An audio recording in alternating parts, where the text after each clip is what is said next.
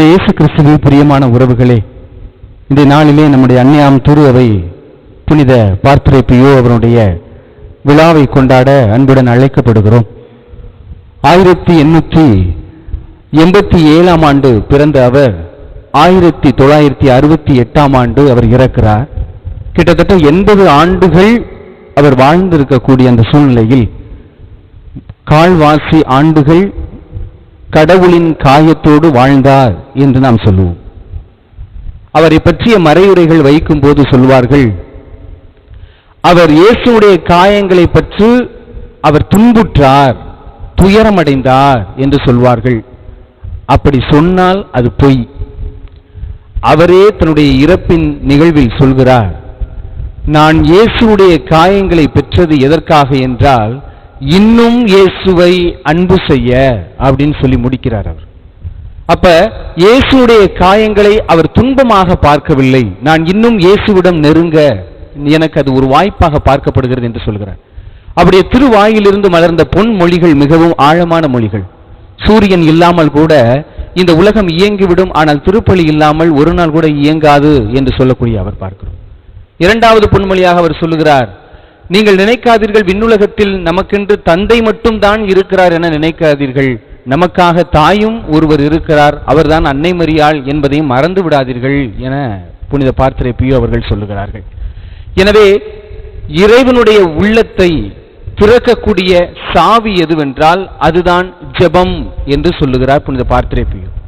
அடுத்ததாக அவர் நற்செய்தியினுடைய பின்னணியிலே கொடுக்கிறார், நீங்கள் அனைவரும் ஜெபிக்கும் போது மார்த்தாவை போல இருக்காதீர்கள், பற்பல காரியங்களில் பற்பல சிந்தனைகளை குறித்து கவலைப்படாதீர்கள், மாறாக மரியாவை போல அமைதியில் நிலைத்திருந்து ஜெபத்தால் இறைவனுடைய உள்ளத்தை திறக்க கற்றுக்கொள்ளுங்கள் என்று புனித மார்த்தா மரியாவை பற்றி அவர் அந்த பொன்மொழிகளிலே குறிப்பிடுகிறார். அன்பிற்கினிய உறவுகளே, பெரிய ஜெபம் சிறிய ஜெபம் என்று 2 வகைகள் உண்டு. சிறிய ஜெபம் என்னவென்றால், நாம் ஜெபிக்கும் போது எனக்கு வேண்டும், எனக்கு வேண்டும், என் குடும்பத்திற்கு வேண்டும், என் பிள்ளைகளுக்கு வேண்டும் என்று எழுப்பக்கூடிய அனைத்து ஜெபங்களுமே சிறிய ஜெபம். பெரிய ஜெபம், இறைவா உனக்கு என்ன வேண்டும், நான் உனக்கு என்ன செய்ய வேண்டும், சொல், நீ எனக்கு கட்டளை கொடு என்று நாம் கேட்கக்கூடிய அனைத்து ஜெபங்களுமே பெரிய ஜெபம். இதைத்தான் ஏலி சாமுவேலிடம் கற்றுக் கொடுக்கிறார். ஆண்டவரே பேசும், அடியான் கேட்கிறேன் என சொல் என்று சொல்லியதை புனித பார்த்திரே பியோவும் குறிப்பிட்டு காட்டுகிறார். நாம் இறைவனிடம் வந்து என்ன வேண்ட போகிறோம்? காலையில் வந்திருக்கிறோம், வந்த பிறகு நம்ம என்ன சொல்ல போறோம்? இறைவா இரவு முழுவதும் என்னை காத்து வழிநடத்தியதற்கா நன்றி இறைவா, நானும் ஏதோ நல்லவன் என்று நினைத்து இந்த புதிய நாளை கொடுத்திருக்கிறீர், இந்த நாளை பயன்படுத்த எனக்கு வாய்ப்பு கொடுத்திருக்கிறீர், அதற்காக நன்றி இறைவா அப்படின்னு சொல்லும். இப்படி சொல்லிட்டே இருக்கும்போது ஒருத்தர் கேட்டாரு, ஏன் ஃபாதர் நல்லவங்க தான் வாழ்றாங்கன்னா அப்ப செத்து போனவங்க எல்லாரும் கெட்டவங்களா அப்படின்னு சொல்றாரு. கிடையாது. நாம் ஏதோ நல்லவர்கள் என்று நினைத்ததனால் இறைவன் இந்த வாய்ப்பு கொடுத்திருக்கிறார். ரொம்ப நல்லவங்களா இருந்ததுனாலதான் அவங்க விண்ணுலகம் போயிருக்கிறாங்க அப்படின்னு சொல்லி முடிச்சேன். இப்ப நீங்க வாழ்றதுக்கு தயாரா இல்ல விண்ணுலகம் போறதுக்கு தயாரா அப்படின்னு சிந்திச்சு பாருங்க என்று சொல்லி முடிக்கக்கூடிய அந்த கட்டத்தில் நாம் இருக்கிறோம். எனவே அன்பிற்கினிய உறவுகளே, இந்த நாளிலே புனித பார்த்திரே பியோ அவர்கள் துன்புற்றார் என்றால் இறைவனால் அவர் துன்புறவில்லை, மனிதனால் அவர் துன்புற்றார்.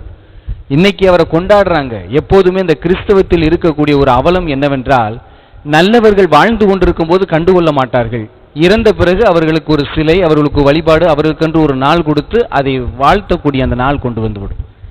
இவர் இறைவனுடைய காயத்தை வேண்டும் பொழுது பெற்றுக்கொள்கிறார். உடன் இருப்பவர்கள் சொல்லுகிறார்கள், இவன் ஆணிகளால் தன் கைகளையும் கால்களையும் குத்தி கொண்டு இறைவன் வரம் கொடுத்ததாக சொல்லுகிறார் என்று புனித பார்த்திரே பியோவை அறையில் அடைத்து வைத்தார்கள். மறந்துடக்கூடாது, அறையில் அடைத்து வைத்தார்கள். அதுதான் அவருக்கு பெரும் பாடாக நம் பார்வையில் இருக்கலாம். ஆனால் அவர் அதையும் என்ன சொல்லுகிறார் என்றால், நான் இன்னும் இறைவனில் தனித்திருக்க அதை நான் எனக்கு கொடுக்கப்பட்ட ஒரு வாய்ப்பாக பயன்படுத்தி கொண்டேன் என்று சொல்லுகிறார். இப்ப நல்ல போராளியாக இருந்த ஸ்டான் சுவாமி வாழும்போது அவரை எத்தனை பேருக்கு தெரியும்? கேளுங்க. வாழும்போது அவர் எத்தனை பேருக்கு தெரியும்? தெரியாது. ஏதோ அத்தி பூத்தார் போல் 1-2 பேருக்கு தான் தெரியும். ஆனால் அவர் பாடுபட்டு சிறையில் இருக்கும்போது ஸ்டான் சாமி ஸ்டான் சாமி ஸ்டான் சாமின்னு பறக்க ஆரம்பிச்சிருச்சு. காரணம் என்னன்னா, நாம் நல்லவர்களை வாழும்போது கொண்டாட மறந்து விடுகிறோம், இறந்த பிறகு அவர்களுக்கென்று ஒரு நாளை ஒதுக்கி அதற்கு நாம் ஒதுக்கிக் கொள்ள விரும்புகிறோம். அதே போல நம்முடைய உறவுகளிலும் பலர் உடல் சுகமில்லாமல் வீட்டில் இருப்பார்கள், போய் பார்ப்பதற்கு நமக்கு நேரம் கிடையாது. ஆனா இறந்து போவாங்க, உடனே மாலையை வாங்கிட்டு போய் ஐயோ அம்மா என்னை விட்டுட்டு போயிட்டியலே அப்படின்னு சொல்லி ஒரு போலியான ஒரு நடிப்பை மட்டும் அங்கே வெளிக்காட்டக்கூடிய மனிதர்களையும் நாம் பார்க்கிறோம். எனவே புனித பார்த்திரப்பியோ என்ன சொல்லுகிறார் என்றால், நீங்கள் மனிதரில் மகிழ்ச்சி காண நினைக்காதீர்கள், இறைவனில் மகிழ்ச்சி காண நினையுங்கள். ஏனென்றால் மனிதன் குறுகிய காலம் வாழக்கூடியவன், அதே போல் மனிதரிடமிருந்து கிடைக்கக்கூடிய மகிழ்ச்சி குறுகிய காலம் உடையதே அப்படின்னு சொல்றார். நிறைவான மகிழ்ச்சி இறைவனிடம் இருக்கிறது, இறைவனை நிலைத்திருங்கள், உங்களுக்கு நிறைவான மகிழ்ச்சி கிடைக்கும் என புனித பார்த்திரப்பியோ அவர்கள் சொல்லுகிறார்கள்.